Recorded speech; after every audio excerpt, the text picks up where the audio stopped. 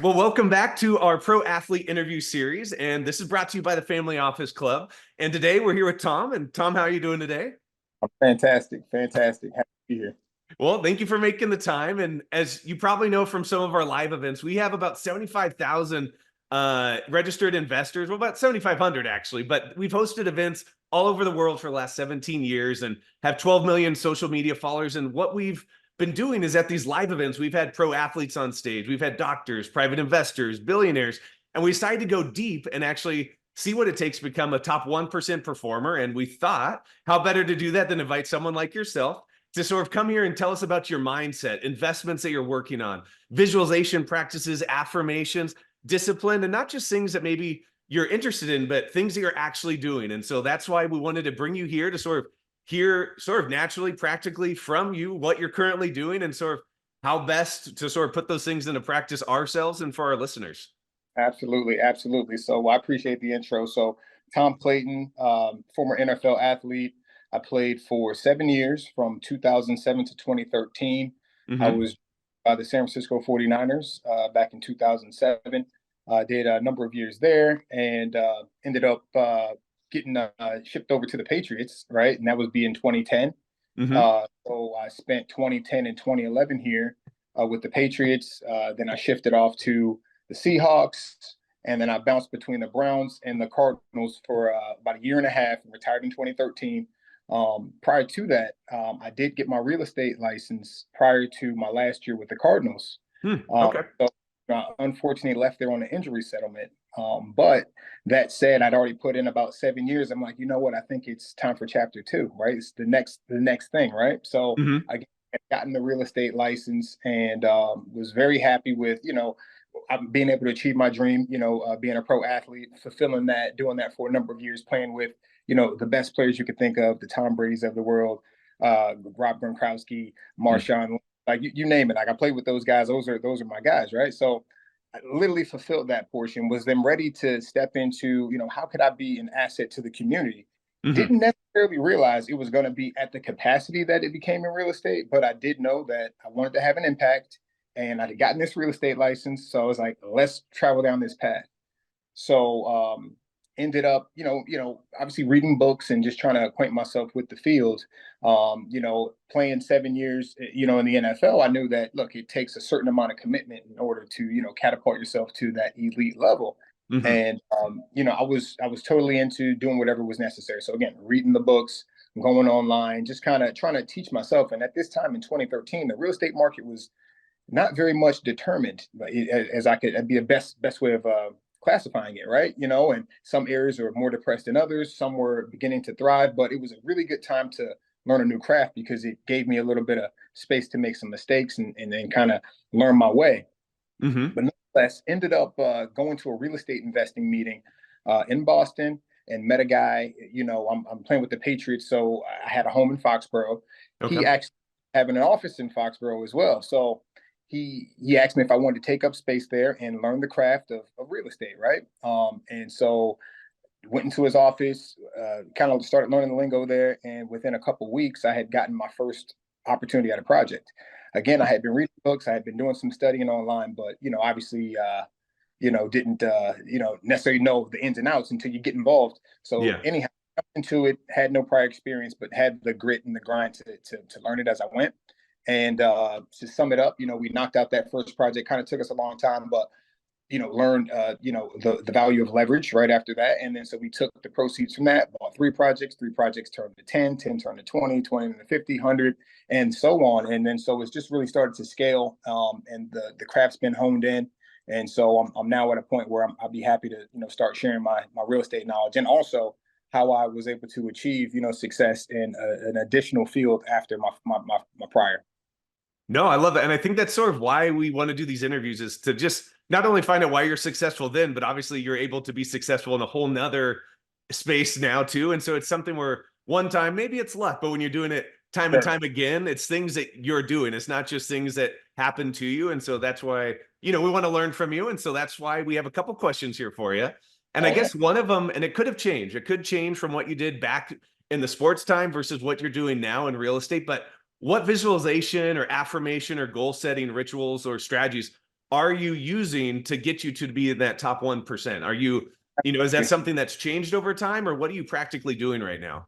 Yeah, I mean, I'd say my prep, prior to, the NFL was a lot different than what it was post NFL. So I really had a significant transformation after I retired from the NFL. And, my ways of being, my ways of thinking, and the way of operating, like, did a complete 180, right? Like, literally Okay. trans. And so because of that, like, all of, what I do today was started, immediately after I retired. Like, I just shifted into a whole nother gear. So I'm a heavy meditator, right? Okay. Multiple times per day, Mm. right? So I'm really going within, really having that inner connection. And, I really feel like that sets my day, but also too sets my trajectory. So I'm heavily into the meditation. I have several affirmations, that I continuously, have just on repeat within myself, or either listen to, through my headset. So it's like a full lifelong commitment to my, to my new craft and my new way of being. So I'm completely invested in that. So those are two things that I could say for sure is the meditating, the visualization, things like that. Like, those are, the two things that I hold dearest, things that I do the most frequent, and I feel like have the most impact on, my career, as it stands today. So can you talk us, I mean, can you walk us through, I guess, what you currently do for those meditation practices? Is it something just to calm your own mind? Or are you focused on those goals, or what do you do that Sure. you found works for you? Yeah, so it's a combination of the two. So I do it immediately when I wake up, Okay. in the morning. And then I'll also do one at night for sure, though those are fixed. And then, Mhm. if I have the opportunity in the middle of the day, if I, want to just kind of release or just go within, I'll even do a meditation then. And so what that really is just me, sitting down in a quiet place. Honestly, it's the same place. I've got a number of places in my house, so they do vary, but they are the same spot every single time. Okay. And really just silencing the mind, right? And then, there's a point where I feel like I access just like that higher mind portion of the Hmm. meditation. And then from there, then I can start like directing, or first and foremost, I like to rehearse the day. So I'll review the day, right? I'll make corrections to the day, right? If there were some things that maybe could have gone different, maybe, or I could have responded better, I make those corrections then, right? And then so I Hmm. put that into my subconscious, and then from there I'm able to, perceive it as if it were corrected already. And then so that's been very helpful as well.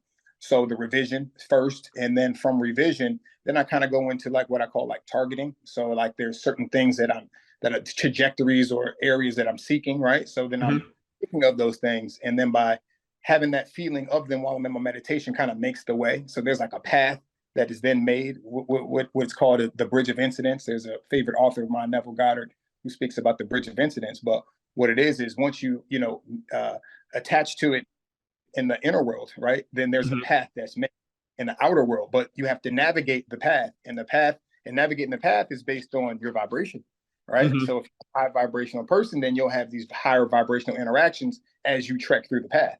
So, again, so doing all this, multiple times today, you can imagine, really, really gets the juices flowing. So I'm all about that. And I would say for sure that those three things, they're really are are extremely impactful for me. Okay. I love that. And how about what's like a $1 million lesson that you've learned as a pro athlete that you can implement that sort of helps you get into this beast mode outside of sports? And obviously, you started doing that while you still were in sports, where you're setting yourself up for Yeah, man. success by sort of like, all right, what is my future after this? And maybe Sure. that came through with meditation, or maybe talked with your wife, or what you wanted for your own family. But what's like that $1 million lesson that you've learned or that you put into practice? Have a plan and be more than willing to, go beyond, like making the extraordinary ordinary, right? Like, I Mm. think, as far as, things that I saw while playing in the NFL, again, playing with Tom Brady, I think his prep is second to no one, right? And obviously it shows with the Super Bowls. Again, played with the two legitimate beast modes, Gronkowski and Marshawn Lynch, right? And one Hmm. thing I remember about Marshawn is he would go out early, he would do footwork drills, he would do things that just kept him just like an inch above, right? And Hmm. that really stuck out to me. Gronkowski, those guys would be out after practice catching balls out of the machine, or catching them with Tom, right? Like, just putting in that extra. So when I transitioned, I was willing to do whatever, right? And that meant, hanging 1,000 bandit signs, or sending out 1,000 postcards, like just that true commitment, right? And I think Hmm. when you do that, you get that momentum. And then once that momentum gets going, then that's when you get into the zone, as they call it, because, now things slow down, right? Because the momentum is in your favor. And so I think preparation is really what gets that going. And I learned it from the best, and I actually utilize it in my day to day now, in my second life or my new career. And it works beyond magic. It's like, this is the way, right? Preparation. I love that. And so what's something that you're doing right now, I guess? Like what's something that you're sort of putting into practice? You're like, all right, I'm not going to make the same mistake again. And this is, maybe it's more than 1 million at the rate Sure. and scale that you're doing. Like, what are you putting into practice now as you're revising some of those past actions? No, no, absolutely. So, I mean, I'd say a past action, that has been impactful for me in my new life, right, is, you know, honestly, not taking the extra steps then, where now it's commonplace for me to take those extra steps. A lot of, in my younger years, relying on your talent and not also knowing that there's more to being successful than just your talent, right? So, Mm-hmm. rest through my NFL career, I learned that, right? Again, playing on these teams where I'm with, with literally the greats and learning these type of things, really has impacted me now in my second round of life, because now it's like I'm able to implement those things that I saw and do it at a very high magnitude. So, for instance, I'm more of a, adaptive reuse developer. So I'll take, existing structures and I transform them into multifamily. I've Mm-hmm. since, gone on to do new construction, ground up, townhouses and apartments as well.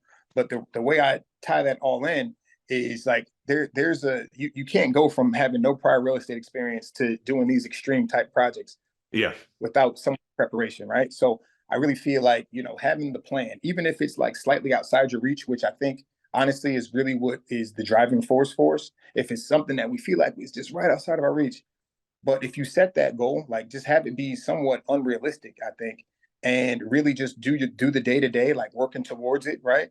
I Mm-hmm. feel like then from there you get that momentum and you're able to just bring it into your reality. So I've really just honed in on doing that, and it's really, like I said, gone from no prior experience to on a trajectory, over 100 million in real estate that we've been able to do within the last 5 to 7 years. So it's the all of these things I speak of actually work. So.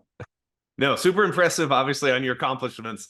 And I guess so. What would be a huge costly mistake that you could sort of help prevent someone else from making? And it could be one that either, if you don't want to say something that you've made yourself, it could be something that you see other perhaps athletes make or people when they're trying to make that transition, Yeah, or maybe it's yeah, one that you personally made and it's like personal to you. You're like, oh man, I would never do this again, and this is why it's so painful. Like, if you yeah. could you share something like that? Yeah, I'd say one lesson that I take from when I played football before is not buying hard assets early enough, right? Mm-hmm. Like just because you don't wait to buy real estate, you buy real estate and you wait, Mm-hmm. right? So the value is long term, and I think that having a view of long term, I think would better set up athletes as they transition. You got to have a vision for the future. A lot of us, obviously, we commit to the craft of, being the best athlete that we can be. And, obviously, there's no way to accomplish what we do at that level without that type of commitment. But there's also, too, having that element of knowing that there's more to, life than just being an athlete. And so Mm-hmm. start there, I think, is the key piece. So I would just say, I've seen the lack of preparation. I'd say I was somewhat prepared just because I was, thinking about life after football. But I've seen it. I have guys that I still communicate with that, have somewhat sputtered out of their transition. I've seen others that thrive out of it, right? And I think a lot of it has to do with that preparation and naturally being around a certain tribe that elevates you and things of that nature. Like Mm-hmm. naturally that would bring you up and whatnot. But I think having that plan and again, buying hard assets and things that will set you up for the future would be words of wisdom not shared to guys that are in that phase of transition. And how, I guess for yourself, like how did you find that tribe to surround yourself in? And just as you went to that real estate conference and you met that Yeah, contact and you got that first in, like what would yeah. you suggest if, let's say, all right, I know I'm still gonna be playing for another year, maybe another 5 years. I'm looking at maybe this, I'm interested maybe in this. Like, how do you build that tribe around yourself that you can trust, rely on, and sort of build your future Definitely off of? being authentic, right? Mhm. You're authentic. You track that tribe. And so that kind of goes into my meditation as well, right? Like I'm meditating on just that, not so much, meeting a specific person, but just meeting the person that's in vibration with, my progression, and then having all those pieces just come into place just, naturally, And that's really what my meditation is about as well. So I'd lean on that, right? I'd say, being able to have that understanding when I'm meditating does allow it to play out in the physical world. So I think Mhm. having a connection and really again having a plan, I think is really how you bring things about. Yeah, no, it makes sense. And I think it kind of brings us to our last question too. And I feel like you've already touched on this a lot of sort of like, how did you become in that top 1%, right? How did you run circles around those while you were an athlete, while you're in the professional space? And we've talked about meditation, Yep. mindset, that preparation, finding the tribe to surround yourselves with. What are some other things that maybe, and maybe it's keeping the tribe around you, sort of keeping you accountable. And you talked about revising maybe actions that you chose in the past and what you're going to do now. But what are some other ways that are sort of like a little bit of a deeper dive to either hold you accountable or to sort of make it so that when you're putting in the work, you're putting in the right work? It's not just, all right, catching balls, but that's not how you're going to, like, let's say, score a touchdown if you can't work with a team or something. No question. So I think it dials back to like that interconnection, right? So I'm heavy on writing things down, right? Mm-hmm. You write it down. Now, some people say put a date on it. Others say don't. But either way, you write it down because our Mm-hmm. minds have millions, trillions of thoughts, right? So it's a thought that is even a good idea is just that until it becomes written down. Then at that point, then it becomes like a target. And Mm-hmm. once it's a target, then you can kind of build a pathway to achieving it, right? So heavy on the on that element, really connecting from the inside on it. um but give me that question one more time. I'm sorry. No, I mean, it's just more of like, yeah. And once again, it might be that writing down, like, how are you practically putting these things into practice so you Yeah. are running circles around those? And you've talked about it a lot, I think, on what you personally do. So you might have already covered it on a few of those things, but in case you had anything to add of sort of how you're No, no. running those circles around others to get Yeah. into that beast mode and get in that top 1%. No question. So writing it down, obviously, right? You're building a pipeline to it. Outside of that is, working around people that are, on the same page as you, right? So I've gone through, I'm in construction, right? So I've gone through a number of contractors, right? But the ones that have stuck and the ones that are, a part of the growth are the ones that are in vibration with me, right? Like, like I know what the expectations from them, and likewise, I know what they're going to do, and likewise. So when you're in vibration with someone, it's a little easier to stay connected with them and continue to work with them. So I would say that, just having a connection with those that are around you. I think that's big. Um, Also too, I actually work with my wife, right? So Mm-hmm. that's something else that's quite special. So having that ability to bounce ideas off someone who actually knows what's going on, right? Like you're on the same page, and working together. So that I think that's a huge addition as well. Having someone in your household or someone really close to you that is in the know with what's going on with your day to day. Yeah, and obviously, I mean, I'm sure you vibe with her very well. So, how do you guys, like, on the business side and professional side and personal side, like, how do you two actually work together? Because sometimes it is rare to work with your partner as you're working Sure. on these business side of things. So, when you guys are planning or trying to like see what the future holds for you and your family and your business, what do you Yeah. practically do? Like, what works for you? What have you found that works? You know what though, roles, right? Like she's got specific roles and tasks, and so do I, right? And Mm-hmm. then trust that each of us is going to take, do our job, as Bill Belichick would say, do your job. So Mm-hmm. each we do our job, right? And we trust that our job is being done by the other. And so that gives a sense of relief in knowing that, hey, I don't need to be concerned about X, Y, and Z because I know those are being thoroughly taken care of.